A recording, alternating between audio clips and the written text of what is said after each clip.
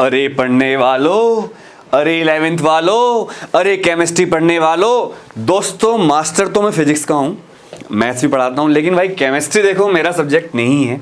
हालांकि मैंने बीएससी भी कर रखी है, एमएससी करी तो बीएससी तो करी होगी, और बीएससी में हमें तीनों सब्जेक्ट पढ़ने पड़े थे, फिजिक्स, केमिस्ट्री और भाई मैथमेटिक्स।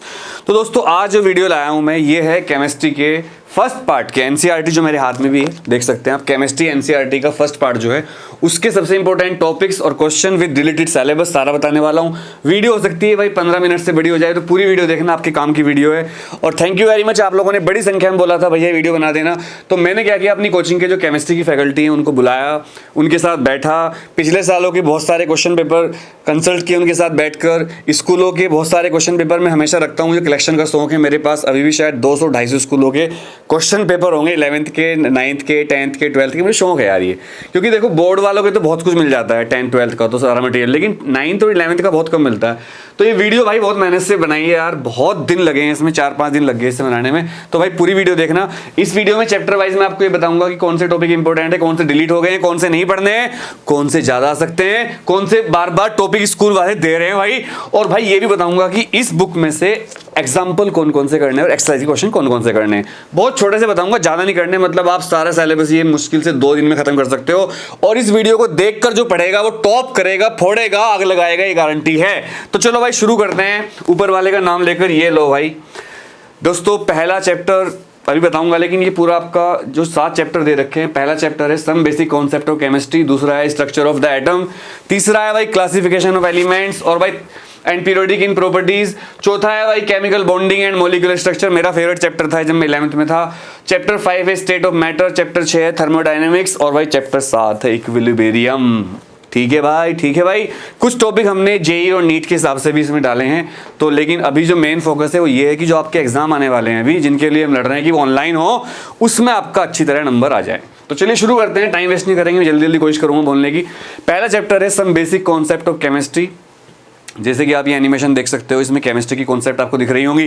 तो हमने पूरी कोशिश करी कि इंटरेस्टिंग बनाया आपके लिए, आप पढ़ो। अरे पढ़ने वालों, अरे पढ़ने वालों, एक बात साफ साफ सुन लो, केमिस्ट्री पूरा भाई खुलेआम बोल रहा हूँ, जो टीचर केमिस्ट्री का बुरा माने मान जाना, केमिस्ट्री भाई रट्टाफिकेशन का सब्जेक्ट है, रटने का सब्जेक्ट है, याद करने का सब्जेक्ट है। 90%, 10% इसमें समझने वाली चीजें भी हैं, लेकिन 90% केमिस्ट्री रटने का सब्जेक्ट होता है। इसको मेमोराइज करना पड़ेगा आपको। जैसे 3 इडियट्स में कहता है चतुर, आई विल मेमोराइज इट। तो इसको जो मेमोराइज कर लेता है, आपने देखा होगा आपकी क्लास में जो बच्चे रटने की पावर ज्यादा है, मेमोराइज करने की पावर ज्यादा है, उनके नंबर ज्यादा केमिस्ट्री में हमेशा आते हैं। और ज्यादातर केमिस्ट्री में टॉपर्स के नंबर फिजिक्स में कम आते हैं, ये भी देखा गया है, क्योंकि फिजिक्स से लॉजिकल और केमिस्ट्री है मेमोरी वाला सब्जेक्ट। हालांकि नेशनल एजुकेशन पॉलिसी 2021 में ये कोशिश की जा रही है कि सब्जेक्ट को एनालिटिकल बनाया जाए, रट्टा मारने वाला बच्चा नंबर ना ला पाए, समझने वाला बच्चा नंबर ला पाए। तो ज्यादातर एमसीक्यू दिए जाएंगे और इस तरह क्वेश्चन आएंगे, तो आपको केमिस्ट्री में मेहनत करनी पड़ेगी। लेकिन आप किसी भी आदमी से पूछोगे, ईमानदारी से सीनियर से पूछ लेना, भाई केमिस्ट्री में रटना पड़ता है बहुत ज्यादा। देखिए इस चैप्टर में जो जो आपको रेड कलर में दिख रहा है वो सब डिलीट हो चुका है। Nature of matter, laws of chemical combination, Dalton's atomic theory, concept of elements, atoms and molecules, ये सब डिलीट हो चुका है। अब जो सिलेबस आपका बचा है वो है importance and scope of chemistry, atomic and molecular masses, mole concept, molar mass, percentage, composition, empirical and molecular formula, chemical reactions, stoichiometry and calculation based on stoichiometry. तो इसमें मैं आपसे कहना चाहूंगा कि भाई जो स्टीरियोकेमिस्ट्री है ना, ये जरूर पढ़ के जाना इसमें से, और कैलकुलेशन वाले इसके क्वेश्चन करके जाना। सबसे इंपॉर्टेंट ये मोल कॉन्सेप्ट क्या होती है, इसकी डेफिनेशन पूछी जाती है कई बार।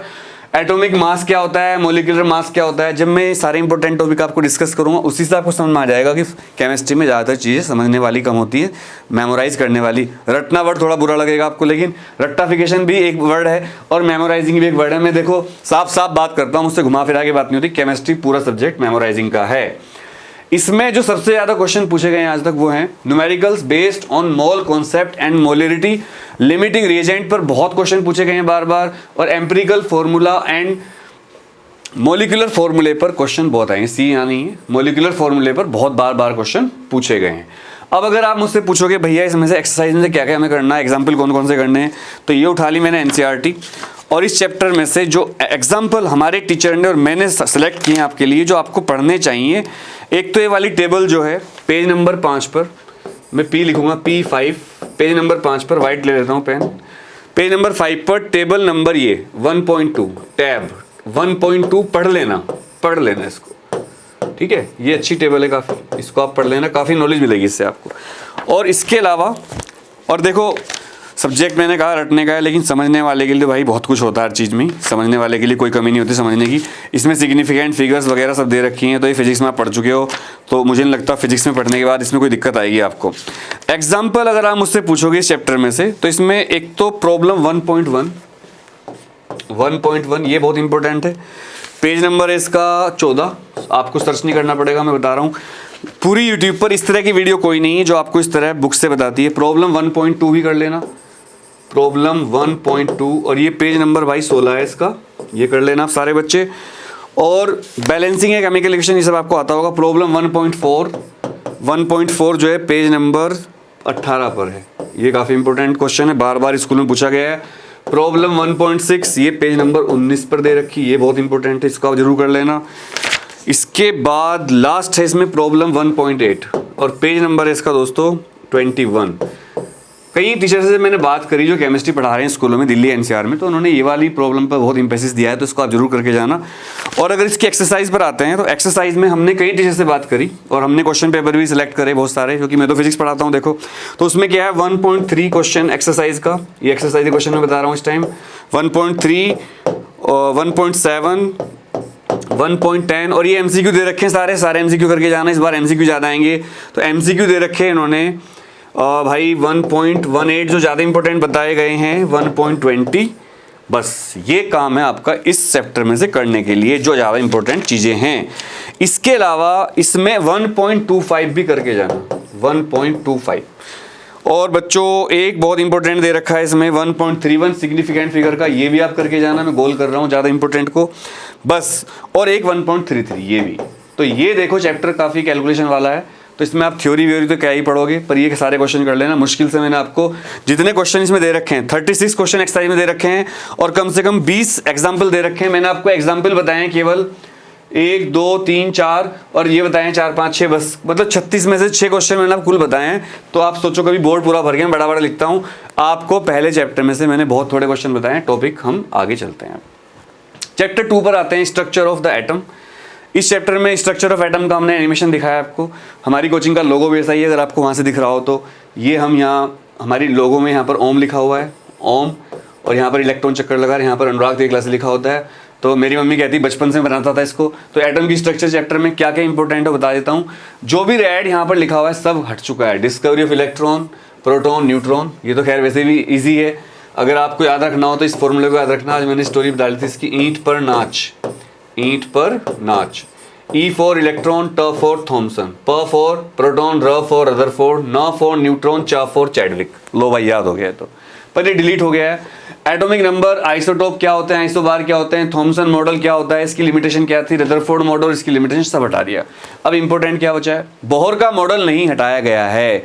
तो बच्चों बोहर का मॉडल जरूर करके जाना, समझ लो आपके एग्जाम में आएगा।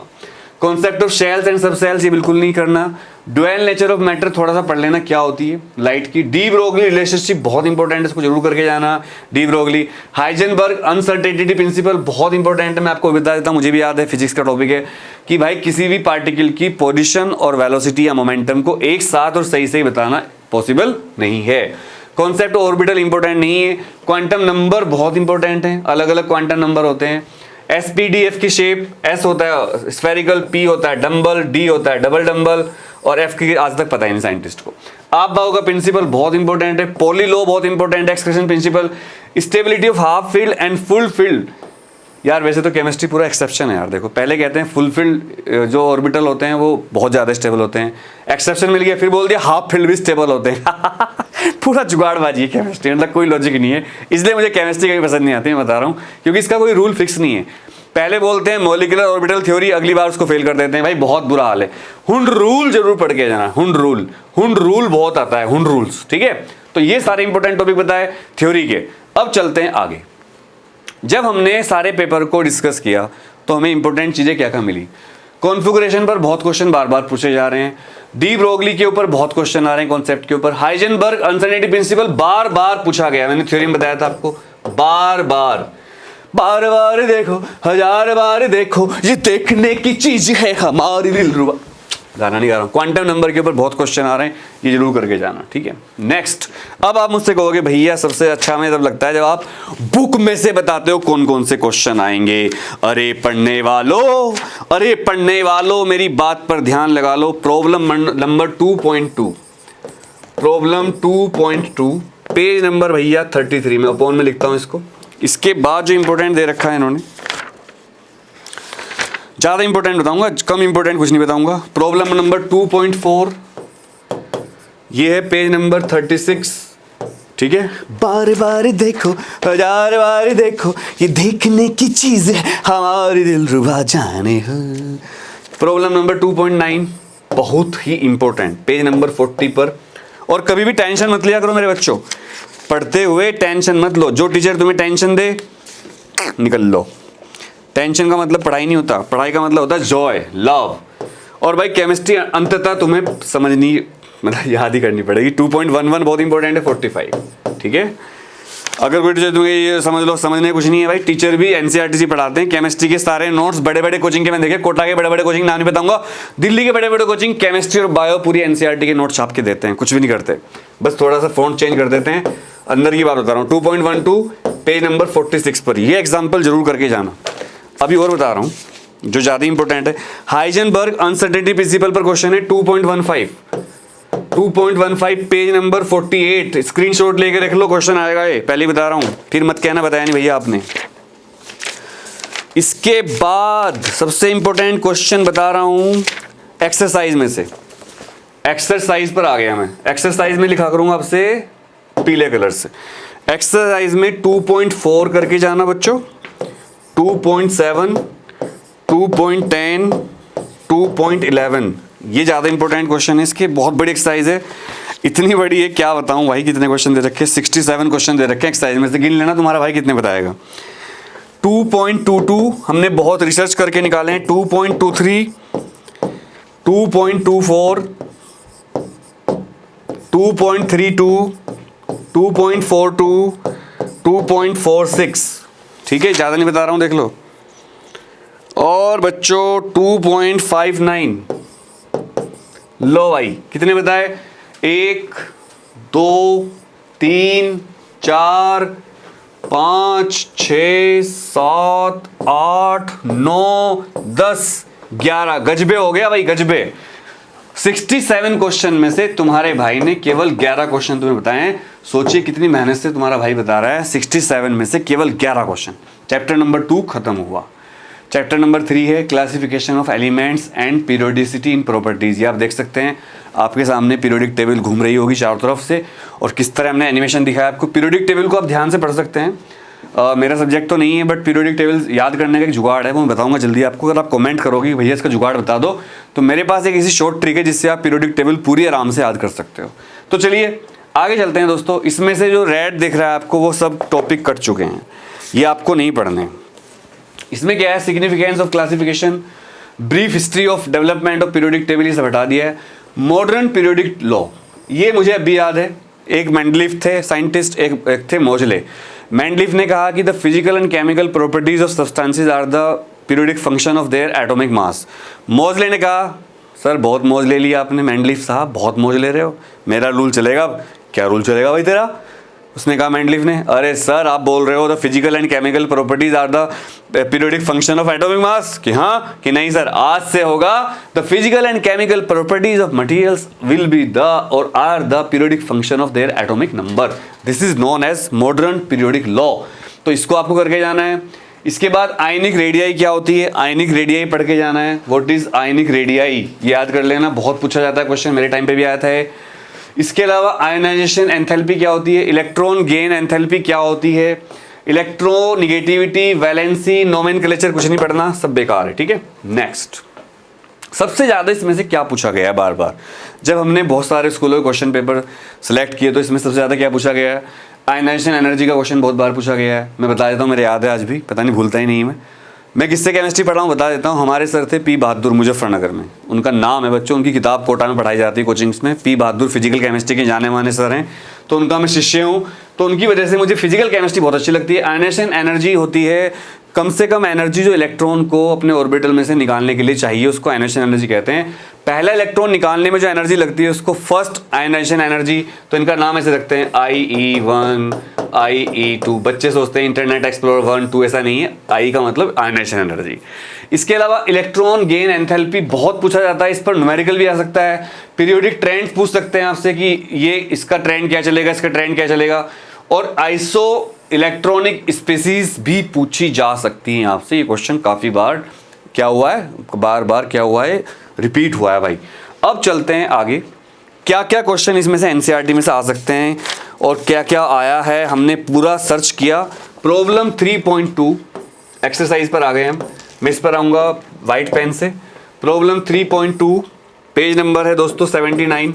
ये कर लेना जरूर, अच्छा क्वेश्चन है काफ़ी, कॉन्फ़िगरेशन पर बेस दे रखा है।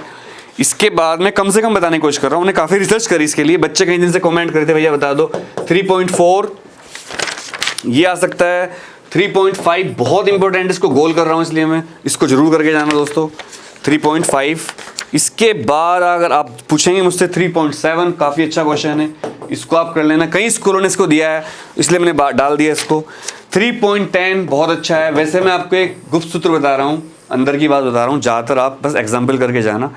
केमिस्ट्री में और फिजिक्स में भी जो न्यूमेरिकल्स हैं आप एक्सरसाइज ना करके एग्जाम्पल करके जाना, उसी से आपका बहुत अच्छा पेपर हो जाएगा, ये मेरी उम्मीद है आपके लिए। अब एक्सरसाइज पे आते हैं, छोटा सा इसमें दे रखा था। एक्सरसाइज में अगर हम आए तो इसको मैं पीले कलर से लिखूंगा एक्सरसाइज के क्वेश्चंस, तो पीला कलर ले लेता हूँ यहाँ से मैं फ्री में। 3.4 फ्री में नहीं है भाई, लोन लेना पड़ेगा इस बोर्ड के लिए। 3.10 क्वेश्चन, 3.11, 3.12, 3.16, 3.17, 3.20 और 3.23।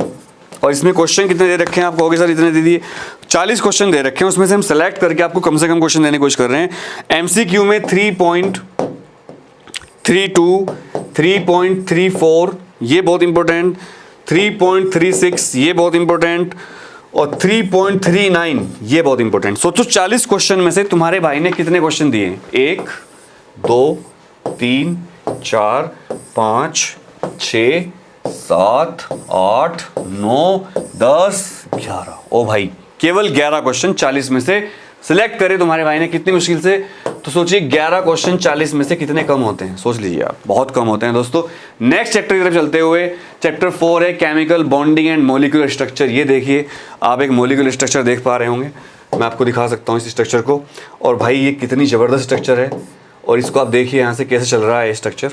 और इस तरह ही मॉलिक्यूल हम सब इससे ही बने हैं, हमारे अंदर भी बॉन्ड बने हुए हैं और ये मॉलिक्यूल घूम रहे हैं। NaCl का दिखाया, देखिए NaCl की बॉन्डिंग कैसे होती है, कितना सुंदर दृश्य है NaCl की बॉन्डिंग। सच बताऊं तो जब मैं 11th-12th में था तब मेरा केमिस्ट्री में इंटरेस्ट जनरेट नहीं हुआ, लेकिन अब मुझे लगता है कि केमिस्ट्री बहुत प्यारा सब्जेक्ट है, इसको पढ़ना चाहिए यार। तो केमिस्ट्री में NaCl की हमने एनिमेशन, क्योंकि हमारे टाइम पर ये चीज़ें नहीं थी यार, एनिमेशन नहीं था, इंटरनेट एक्सेस सबके पास नहीं था, फ़ोन नहीं थे, कुछ भी नहीं था यार उस टाइम, यूट्यूब पर भी कोई नहीं था। तो chapter 4 chemical bonding and molecular structure, पर वो टाइम बेस्ट था। फिर भी इसमें से कुछ भी डिलीट नहीं हुआ दोस्तों, कुछ भी डिलीट नहीं हुआ है। इसका सिलेबस अगर हम देखें, valence electron, ionic bond, ionic bond जरूर पढ़ के जाना, आयनिक बॉन्ड पढ़ के जाना। मैं थोड़ा इसको रेड पेन से दिखाऊंगा जो ज़्यादा इंपॉर्टेंट हो। आयनिक बॉन्ड, कोवैलेंट बॉन्ड की definition, Lewis structure, polar character of covalent bonds, ये बहुत इंपॉर्टेंट आता है। इसके बाद covalent character of ionic bond, ये इतना इंपॉर्टेंट नहीं है। वैलेंस बॉन्ड थ्योरी VBT सबको पता है आएगी, तो VBT मैंने निकाल दिया, VBT का मतलब वैलेंस बॉन्ड थ्योरी जरूर करके जाना दोस्तों। रेजोनेंस क्या होता है, फिजिक्स में अलग होता है, केमिस्ट्री में अलग होता है, तो इसको आप पढ़ लेना। Geometry of covalent molecules, VSEPR theory please पढ़ के जाना, VSEPR, ऐसा लगता है किसी साउथ इंडियन हीरो का नाम हो। कॉन्सेप्ट ऑफ हाइब्रिडेशन, ये बहुत इंपॉर्टेंट है। हाइब्रिडेशन का एग्जाम्पल हमारे सर जो देते थे, P बहादुर सर, मुझे आज तक याद है। सोचिए हाइब्रिडेशन क्या होता है, वो एक कहानी सुनाते थे इसके बारे में, मैं भी आपसे डिस्कस करूंगा। एक पिता था, एक फादर था, उसके 4 बेटे थे, मतलब सॉरी एक पिता था, उसने एक घर बनाया, उसमें 4 कमरे थे, चारों कमरे अलग अलग साइज के थे। इस तरह से एक कमरा छोटा, एक कमरा बहुत बड़ा, एक कमरा ये, तो 1 2 3 4। तो उसका बेटा अमेरिका पढ़ने गया था, उसके बेटा जब वापस आया उसने कहा पापा ये क्या है, अलग अलग कमरे क्यों बनाए छोटे बड़े? तो उसने कहा बेटा मैंने तो ऐसे ही बनाया है। तो हाइब्रिडेशन पढ़ाने के लिए उस सर क्या बताते थे, उसने वो सारे कमरे तोड़े और सारे कमरे तोड़कर 4 कमरे बराबर बराबर साइज के बनाए, 1 2 3 4। इसी को हाइब्रिडेशन कहते हैं। जब अलग अलग बॉन्ड की एनर्जी को रीडिस्ट्रीब्यूट करके इक्वल कर दिया जाए तो उस कॉन्सेप्ट को हम क्या बोलते हैं, हाइब्रिडाइजेशन। तो प्लीज इसको आप पढ़ के जाना। ये एग्जाम्पल मेरे आज भी याद है। देखिए जो अच्छा टीचर होता है, मैं पी बहादुर सर को याद करते हुए, अभी भी वो हैं मुजफ्फरनगर में, भरतिया कॉलोनी में रहते हैं। सर अगर आप ये वीडियो कभी देखें तो मेरा चरण इस पर स्वीकार करें, मैं आपको नमन करता हूं। आपके बताए हुए एग्जाम्पल, सुबह 6 बजे 5:30 बजे हम जाते थे, सर्दियों में साइकिल पे जाता था मैं। याद है एक अच्छा टीचर कितना इफेक्ट डालता है आपकी शरीर, आपके ब्रेन पर, आपकी बॉडी पर, वो आप सोच सकते हैं। इतने सालों बाद भी मुझे याद है।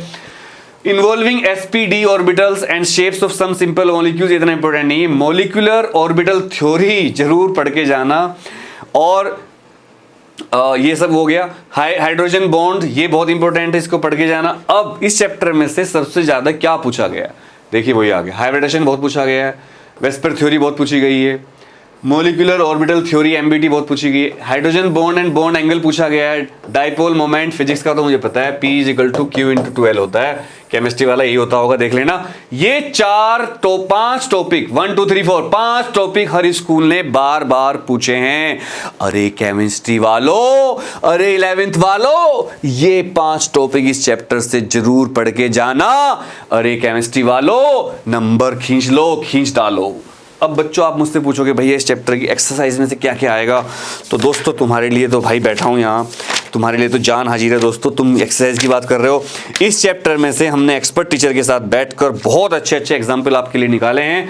और एग्जाम्पल 4.3, प्रॉब्लम 4.3 ये जरूर करके जाना। पेज नंबर बता देता हूँ इसका, 106 पर 11th के बच्चे जरूर पढ़ के जाना। ये एक्सपर्ट वीडियो है, चाहे आपका कोई टीचर कुछ भी बोले, पेपर आपका इसमें से ही आएगा, गारंटी है। 90% पेपर यहीं से फंसना है। और जो थ्योरी मैंने बताई वही आप पढ़ के जाना, उसी में से आपका पेपर आ जाएगा। ये चैप्टर पूरा थ्योरेटिकल है, न्यूमेरिकल पोर्शन इसका बहुत कम है, तो इसमें न्यूमेरिकल ज़्यादा मिलेंगे नहीं, बस एक ही एग्जाम्पल मिला। एक्सरसाइज की बात करें अगर, किस चैप्टर की एक्सरसाइज में से क्या क्या आएगा भैया, तो बता देता हूँ भाई सारे इंपॉर्टेंट जो क्वेश्चन। एक तो 4.4 लुईस स्ट्रक्चर के बारे में है, ये करके जाना। 4.10 से लेकर जो हमारी फैकल्टी ने सेलेक्ट किया 4.13 तक के सारे क्वेश्चन करके जाना, 4.10 है। इसके बाद भाई जो सबसे इंपॉर्टेंट है 4.26 और 4.27 और 4.39। ये देखिए मैंने कितने क्वेश्चन बताए, 1 2 13 तक, तो 3, ये 3 2 1 3 4 1 3 4 5 6 7 क्वेश्चन बताए हैं। टोटल क्वेश्चन 40 हैं। सोचिए तुम्हारे भाई ने 40 में से केवल 7 क्वेश्चन बताए, तो ये जरूर करके जाना मेरे बच्चों। अरे पढ़ने वालों, इस चैप्टर में थ्योरी बेस्ड थी, इसमें न्यूमेरिकल वेमेरिकल नहीं आएंगे। चैप्टर 5 है सॉलिड चैप्टर, जैसे कि आप एनिमेशन देख पा रहे हैं किस तरह सॉलिड को दिखाया गया है इसमें एनिमेशन में। तो states of matter, state of matter 3 होती हैं, सॉलिड लिक्विड गैस बेसिकली, लेकिन 2 स्टेट और भी होती हैं, प्लाज्मा और एक होती है हमारी सुपर कूल्ड कंडीशन, जिसको हम हमारे साइंटिस्ट थे आइंस्टाइन और जेसी बोस, तो बोस आइंस्टाइन वो सुपर कूल्ड कंडीशन को भी कहते हैं, उसके अपोजिट प्लाज्मा कंडीशन होती है। तो स्टेट ऑफ मैटर चैप्टर की अगर बात करें तो इसमें बहुत चीज़ें काट दी गई हैं, बहुत चीज़ें डिलीट कर दी गई हैं। वो डिलीटेड चीज़ें क्या क्या हैं, लिक्विफिकेशन ऑफ गैसेज नहीं रहा, क्रिटिकल टेम्परेचर नहीं रहा, क्रिटिकल टेम्परेचर मुझे आज भी याद है, वैसे आपको पता होगा। Kinetic energy and molecular speed छोड़ दिया, एलिमेंट्री आइडिया हटा दिया है, liquid state, vapour pressure, viscosity, surface tension, qualitative and idea only वो हटा दिया, नो मैथमेटिकल डेरिवेशन नहीं है। अब क्या बचा, तीनों स्टेट ऑफ मैटर बचाई हैं, ये वैसे पूछेंगे नहीं। Intermolecular interactions, types of bonding जरूर करके जाना। मेल्टिंग एंड बॉइलिंग पॉइंट की डेफिनेशन बहुत पूछी जाती है। Role of gas laws in liquidating the concept of molecule, Boyle's law जरूर करके जाना, चार्ल्स लॉ जरूर करके जाना, गैलुसॉक लॉ जरूर करके जाना, एवोगैड्रो लॉ जरूर पढ़ के जाना, आइडियल बिहेवियर गैस का PV = RT, derivation of gas equation PV = RT का डेरिवेशन बॉयल्स चार्ल्स लॉ को मिलकर हो जाता है, एवोगैड्रो नंबर की डेफिनेशन और इसका number, ideal gas equation and derivation from ideal behaviour. देखिए 2 बार लिख दिया मैंने क्योंकि बहुत ज़्यादा इंपॉर्टेंट है। जब हमने NCR के स्कूलों के 50-60 स्कूलों के क्वेश्चन पेपर डिस्कस करे और हमने देखा इस चैप्टर में से बार बार क्या पूछा जा रहा है, तो दोस्तों में पता चला कि numericals based on ideal gas equation PV = nRT, जिसमें आपको पता होगा n की वैल्यू होती है W/m, where W is weight, m is molecular wait.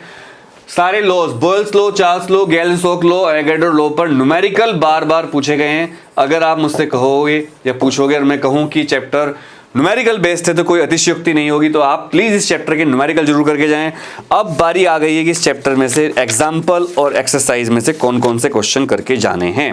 तो बच्चों तैयार हो जाओ सुनने के लिए। प्रॉब्लम 5.2 पेज नंबर है 139, ये जरूर करके जाना, बहुत इंपॉर्टेंट है। व्हाइट पेन ले लेता हूँ, अच्छा लगता है।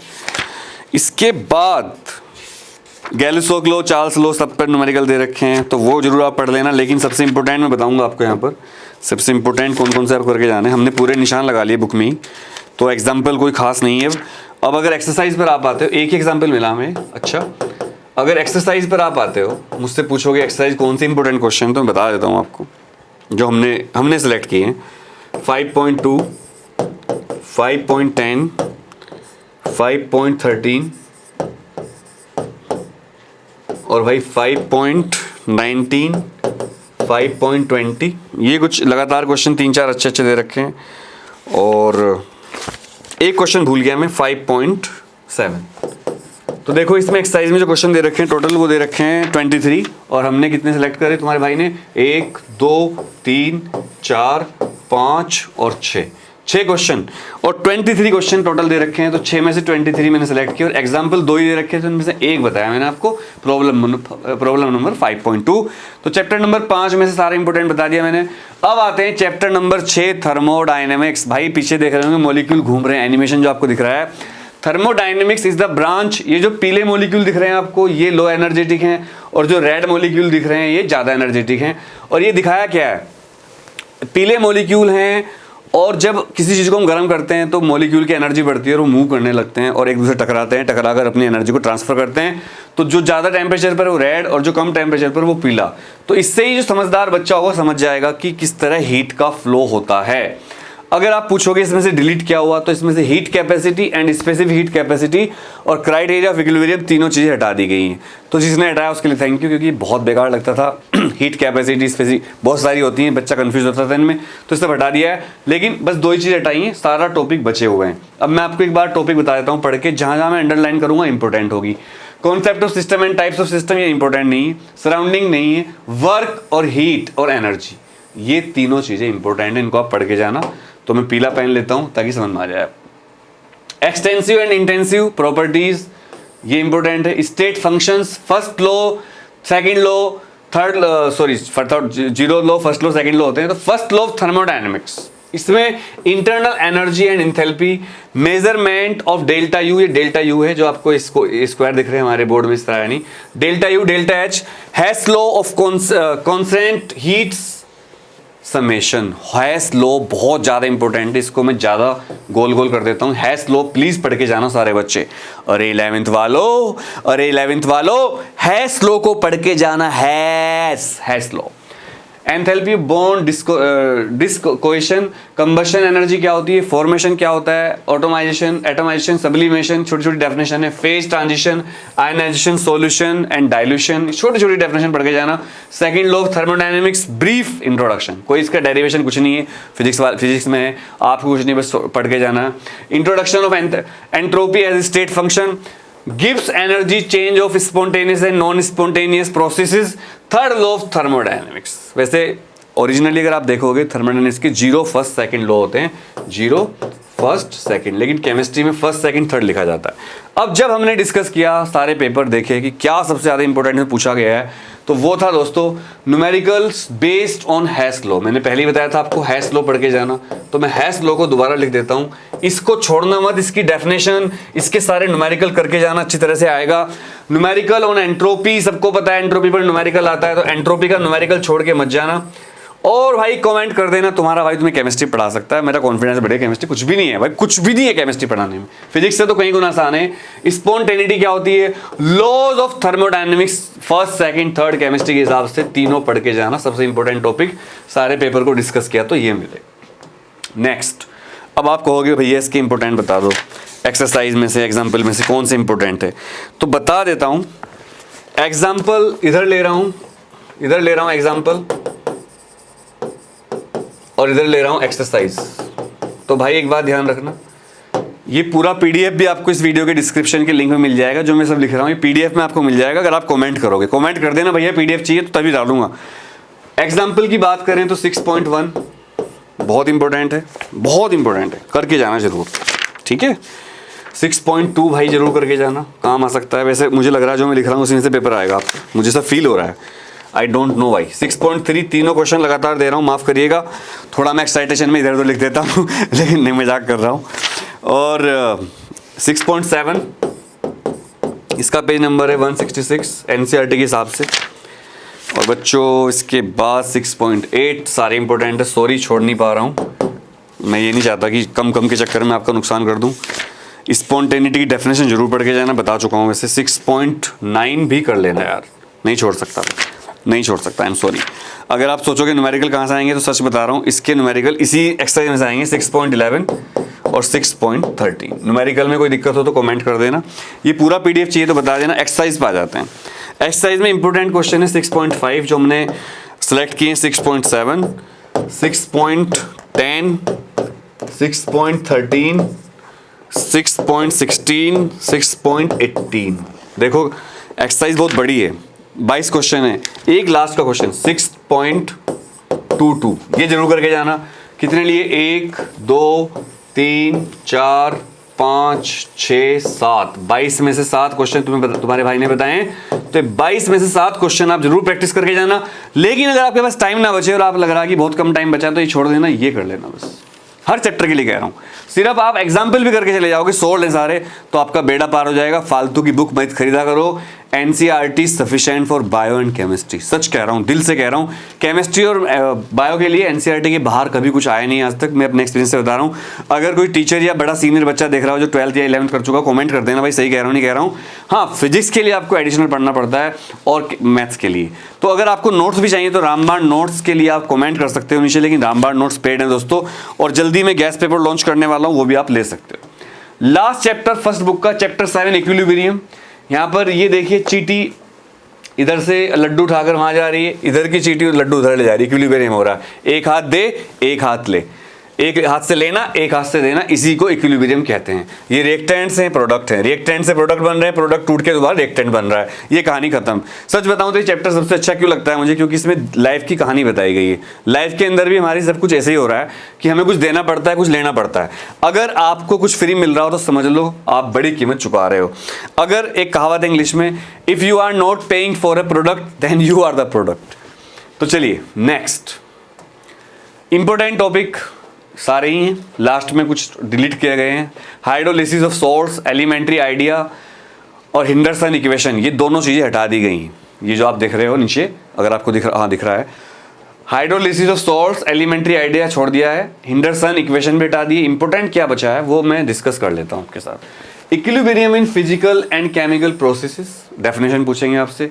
डायनेमिक नेचर ऑफ इक्विलिब्रियम नहीं आएगा। लॉ ऑफ मास एक्शन जरूर करके जाना। इक्विलिब्रियम कांस्टेंट जरूर पढ़ के जाना। के फैक्टर्स अफेक्टिंग इक्विलिब्रियम बहुत ज्यादा इंपॉर्टेंट है। ली चैटेलियर प्रिंसिपल मुझे आज भी याद है, इसके 3-4 फैक्टर होते हैं, कंसंट्रेशन, टेम्परेचर वगैरह पढ़ लेना भाई।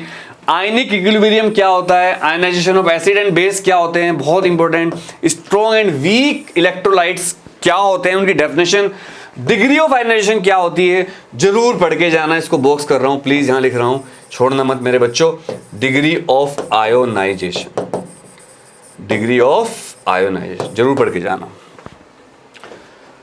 इसके बाद acid strength, concept of pH. PH का आपको पता होगा, 7 से कम 7 एसिड, 7 से ज्यादा बेस, तो इसको पढ़ के जाना। पीएच का मतलब होता है पावर ऑफ हाइड्रोजन। कई बार टीचर ये पूछ लेते हैं what is pH, what is the meaning of pH, तो आप बोल देना power of hydrogen. Buffer solution क्या होते हैं, बफर सॉल्यूशन अभी बता देता हूं, मुझे याद है।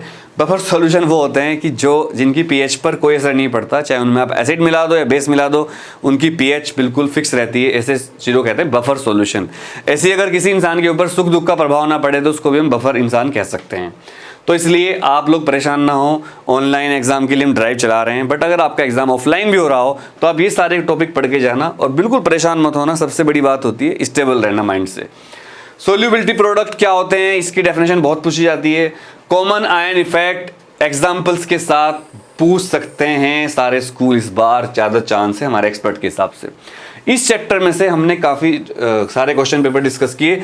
इस चैप्टर से हमें काफ़ी इंपॉर्टेंट चीज़ें मिली, जैसे numericals on KP and KC, KP and KC वाले न्यूमेरिकल्स जरूर करके जाना, वाले न्यूमेरिकल्स प्लीज करके जाना दोस्तों। मैं अलग से लिख रहा हूं, देख लो कितना इंपॉर्टेंट होगा ये। ली चैटेलियर प्रिंसिपल, ली चैटेलियर ने बताया था कि क्या फर्क पड़ता है, 3 प्रिंसिपल है वो पढ़ लेना, थियोरेटिकल है इस पे। लॉ ऑफ मास एक्शन क्या होता है, हेनरी लॉ क्या होता है, पीएच क्या होती है, power of hydrogen, acid base concept, buffer solution बता दिया मैंने आपको, सोल्युबिलिटी प्रोडक्ट क्या होता है, इस चैप्टर के सबसे इंपॉर्टेंट टॉपिक। अब बात करते हैं इस चैप्टर से एग्जाम्पल्स कौन कौन से आ सकते हैं और इस चैप्टर की एक्सरसाइज में कौन कौन सी इंपॉर्टेंट चीजें हैं वो मैं यहाँ पर डिस्कस करूंगा आपके साथ। इसी तरह अगर आपको सेकंड पार्ट की भी वीडियो चाहिएगी तो आप कमेंट करके बताइएगा भैया सेकंड पार्ट की बना दो।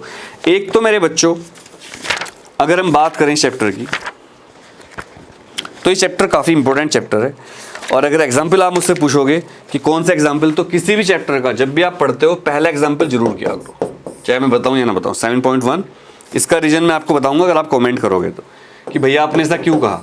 7.2 कमेंट करना कि मैंने ऐसे क्यों बोला कि एनसीईआरटी के हर चैप्टर का पहला एग्जाम्पल आप जरूर करके जाया करो, ऐसा क्यों बोला मैंने, उसका बहुत बड़ा लॉजिक है। 7.5 बहुत इंपॉर्टेंट क्वेश्चन है, वेरी इंपॉर्टेंट। 7.6 बस क्या बताऊं इतना इंपॉर्टेंट है, सोच भी नहीं सकते आप लोग। 7.7 ये भी बहुत एग्जाम में आता रहता है। इसके बाद डायरेक्ट 7.10 ये चैप्टर न्यूमेरिकल चैप्टर है बच्चों। अगर इस चैप्टर को न्यूमेरिकल चैप्टर कहा जाए तो कोई अतिशयोक्ति नहीं होगी और इसके सारे एग्जाम्पल भी आप कर लोगे तो आपके अच्छे नंबर आ जाएंगे। 7.15 जो हमने सेलेक्ट किया है 7.15, इसके बाद 7.16 ये बहुत इंपॉर्टेंट है। इसके बाद 7.21 ये बहुत इंपॉर्टेंट एग्जाम्पल है इसका, ये जरूर करके जाना आप। और भाई एक और था 7.25 छोटा सा है, यहाँ लिख देता हूँ 7.25 ये करके जाना। और भाई बस एक ये 7.28, तो ये एग्जाम्पल हमने सेलेक्ट किया आपके लिए जो आपके एग्जाम में आ सकते हैं, इनको आप नोट कर लीजिए। अब एक्सरसाइज पे आते हैं। एक आपकी बुक में लास्ट में समरी दी होती है, हर चैप्टर के लास्ट में ये ग्रीन कलर में जो समरी होती है इसको आप पढ़ लिया करो। कई क्वेश्चन इसमें से आपको मिलेंगे और इसमें पूरे चैप्टर का जूस भी होता है। जैसे अगर मैं इस चैप्टर की बात करूँ तो इसमें जो मोटा मोटा छाप रखा है उन्होंने बोल्ड किया हुआ है वो है इक्विलिब्रियम कांस्टेंट केसी, ली चैटेलियर प्रिंसिपल, कैटलिस्ट क्या होते हैं, डिसोसिएशन ऑफ आयनाइजेशन क्या होता है, इलेक्ट्रोलाइट्स क्या होते हैं, आरएनएस एसिड्स क्या होता है, बोरस्टेड लोरी क्या होते हैं, बोरस्टेड लोरी ने क्या प्रिंसिपल दिया था, conjugate pair of acid base क्या होता है, लुईस थ्योरी क्या है, पीएच स्केल क्या है, बफर सॉल्यूशन क्या है, सोल्यूबल, मतलब हर चैप्टर में इंपॉर्टेंट ये होते हैं जो बोल्ड है यहाँ पर। ये जो बोल्ड छपा है ना सारा इंपॉर्टेंट होता है, तो कोई टीचर आपको बताएगा नहीं, बता रहा हूँ आपको अंदर की बात। एनसीईआरटी सब कुछ फ्री कर रही है आपके लिए आजकल। एक्सरसाइज पे आते हैं। एक्सरसाइज में बहुत भारी संख्या में क्वेश्चन दे रखे हैं। कितने क्वेश्चन दे रखे हैं बता देता हूँ, मतलब गिनते गिनते आप ओहो 73 क्वेश्चन दे रखे हैं भाई। 73 हमारे लिए बहुत मुश्किल था क्वेश्चन सेलेक्ट करना इनमें से, लेकिन तुम्हारे भाई ने मेहनत करी। 7.4 जो बहुत इंपॉर्टेंट क्वेश्चन है, 7.10, 7.15। अब इतना टाइम नहीं बचा कि पूरी एक्सरसाइज करी जाए, लेकिन सच कहूँ तो ईमानदारी से इस चैप्टर की पूरी एक्सरसाइज करनी चाहिए सबको। बहुत अच्छे क्वेश्चन दे रखे हैं। 7.21 पूरा न्यूमेरिकल है चैप्टर, और स्कूल के टीचर या कई बार कोचिंग वाले टीचर भी 1-2 क्वेश्चन करवा के छोड़ देते हैं इसको, मतलब वो भी बचते हैं इससे। बस यही हमारा एजुकेशन सिस्टम फेल हो जाता है। कोई सिस्टम नहीं जिससे टीचर्स को चेक किया जाए। 7.30 कोई भी टीचर बन सकता है। 7.30 हो गया। 7.32 बहुत इंपॉर्टेंट। 7.44, 7.51 और इसके बाद मेरे बच्चों 7.66 और एक ही 7.72। देखो 73 क्वेश्चन में से मैंने कितने लिए हैं मैं गिन लेता हूं। 1 2 3 4 5 6 7 8 9 10 11 12 मैंने केवल 73 में से 12 क्वेश्चन सेलेक्ट किए तुम्हारे भाई ने। तो सोचिए कितना मुश्किल है हमारे लिए। और ये नहीं कि ऐसे ही कुछ भी लगा दिया, बहुत सोच समझकर 3-4 दिन लगाए हैं, क्योंकि कमेंट आ रहे थे बच्चों के बहुत दिन से, भैया इंपॉर्टेंट टॉपिक बता दो केमिस्ट्री के, आपने फिजिक्स के बताएं। लो भाई बता दिए। तो मुझे पूरी उम्मीद है कि ये वीडियो आपके बहुत काम आएगी। इस वीडियो को 2-3 बार देखकर सारे टॉपिक सेलेक्ट कर लेना।